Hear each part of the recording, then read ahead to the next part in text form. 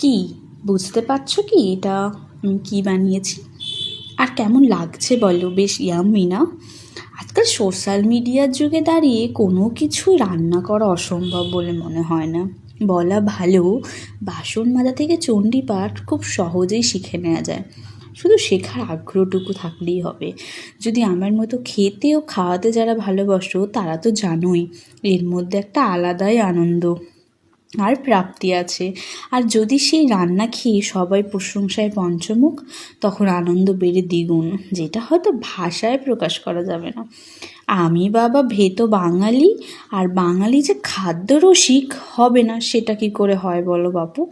আমাদের ওজন বেড়ে গেলেও এক্সারসাইজ আর ডায়েট করব তাও ঠিক আছে, একবার দুদিন ভালো করে একটু খাবো না বলো?